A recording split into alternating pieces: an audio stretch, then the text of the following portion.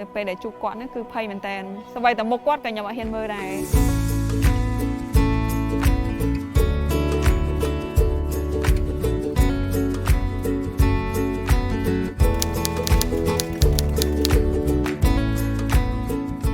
សប្តាហ៍ថ្ងៃនេះខ្ញុំមានតំណែងស្នេហាហើយដៃគូខ្ញុំគាត់ស្នាក់នៅខេត្តពួកខ្ញុំមានតំណែងស្នេហា6ឆ្នាំជាងហើយចាប់ដើមដំបូងហ្នឹងគឺតាមរយៈ Facebook ពេលហ្នឹងគាត់មានដៃគូរបស់គាត់ផ្សេងខ្ញុំក៏មានផ្សេងប៉ុន្តែគាត់មកពួកយើងបានបែកបាក់រៀងខ្លួនក៏បានទៅជាចាប់ដើមឆាតលេងមួយគ្នាតែថាអ្នកកូនចិត្តប៉ះអ្នកកូនចិត្តយើងចាប់ដើមលើកទឹកចិត្តគ្នាចឹងណាចំពោះដៃគូរបស់ខ្ញុំគាត់មានចំណុចពិសេសច្រើនទី1គាត់ជាមនុស្សម្នាក់ដែលអត់ញញៃច្រើនហើយទី2គាត់ជាមនុស្សម្នាក់ដែលអត់សូវទាមទារពេលវេលាពីខ្ញុំទេហើយចំណុចដែលពិសេសចុងក្រោយហ្នឹងគឺគាត់ស្រឡាញ់ខ្ញុំជាខ្ញុំពេលដែលខ្ញុំដឹងថាខ្ញុំស្រឡាញ់គាត់នៅពេលដែលយើងទៅនេពីការរៀនសូត្រហ្នឹងយើងចង់តែឆាតទៅគាត់ទេហើយនៅពេលដែលបានគាត់ reply អូយើងសប្បាយចិត្តមែនតើគឺពេលខ្លះមានថាលួចញញឹមតែម្នាក់ឯងពេលដែលយើងជួបគ្នាដំបូង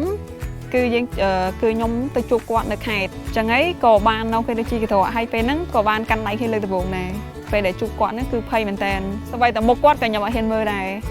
ប៉ុន្តែដោយសារតែពេលហ្នឹងនៅក្នុងកន្ត្រកមានតែគាត់ឲ្យខ្ញុំហើយ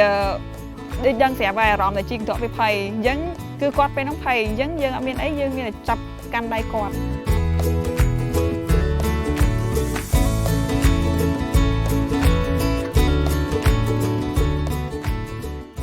ខ្ញុំចាប់ដើមដឹងតែខ្លួនឯងចាប់ដើមស្រឡាញ់ភេទដូចគ្នាគឺនៅកំឡុងដែលខ្ញុំរៀនថ្នាក់ទី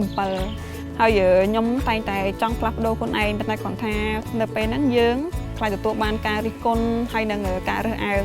ដូរការស្លៀកពាក់ហើយនឹងកាត់សក់របស់ខ្ញុំហ្នឹងគឺនៅក្នុងឆ្នាំទី2នៅពេលដែលខ្ញុំរៀននៅសាកលវិទ្យាល័យពេលដែលបានធ្វើជាខ្លួនឯងគឺខ្ញុំមានអារម្មណ៍មួយថាខ្ញុំសប្បាយចិត្តហើយនឹងបានធ្វើអីជាការពិតរបស់ខ្លួនឯង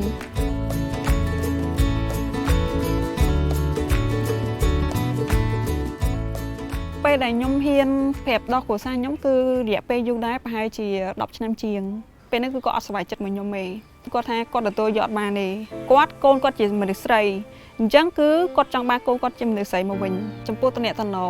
បស់ខ្ញុំហើយនឹងដៃគូរបស់ខ្ញុំបញ្ហាធំគឺបញ្ហាគ្រួសារព្រោះដំបូងឡើយគឺម្ដាយរបស់ខ្ញុំគាត់អត់ទទួលស្គាល់ទេក្រោយមកគាត់លែងខឹងសម្បាននឹងរឿងហ្នឹងហើយដៃគូរបស់ខ្ញុំក៏អាចទៅផ្ទះខ្ញុំធម្មតាបើកន្លែងទៅដៃគូរបស់ខ្ញុំវិញគឺគាត់មានបញ្ហាមែនតើជាមួយនឹងគ្រួសាររបស់គាត់ពួកគាត់ថាគាត់អត់ដែលឃើញបែបហ្នឹងទេហើយកុំធ្វើអីខុសគេគឺគាត់និយាយមួយម៉ាត់ថាគាត់ខ្មាស់គេ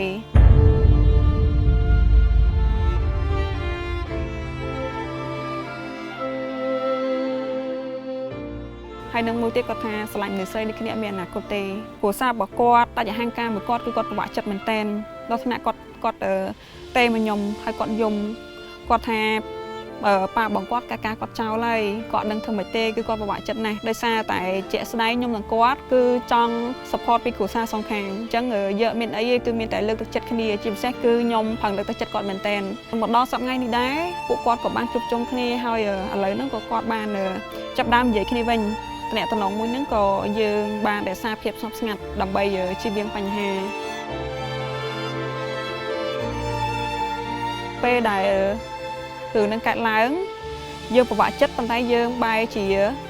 យកធម្មពលអស់ហ្នឹងទៅជាជំរុញជាធម្មពលវិជ្ជមានវិញអញ្ចឹងពេលហ្នឹងពួកយើងអាចនឹងសប្បាយចិត្តជាងមុនហើយអីដែលក្តីសម័យគ្រប់យ៉ាងពួកយើងនឹងអាចសម្រេចបាន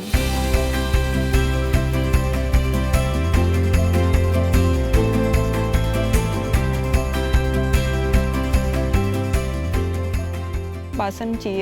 យើងមានក្តីស្រឡាញ់ចំពោះនរណាម្នាក់អញ្ចឹងខ្ញុំគិតថាយើងគួរតែសាកបង្ហាញអារម្មណ៍របស់យើងទៅគេសិនព្រោះថាពេលខ្លះគេក៏អាចនឹងដូចយើងដែរគេស្រឡាញ់យើងប៉ុន្តែគេអត់ហ៊ានសារភាពដោយសារតែខ្លាចអញ្ចឹងខ្ញុំគិតថាគួរតែយើងបញ្ចេញអារម្មណ៍ទៅប្រាប់គេទោះបីជាចម្លើយនឹងបែបមិនក៏ដោយថ្ងៃអនាគតខ្ញុំចង់ឃើញសង្គមរបស់យើងឈប់មានការរើសអើងចំពោះអ្នកស្រឡាញ់ភេទដូចគ្នាហើយជាពិសេសដល់តម្លៃឲ្យអ្នកស្រឡាញ់ភេទដូចគ្នាគឺនៅភាពស្មើគ្នាក្នុងការធ្វើការអ្វីមួយ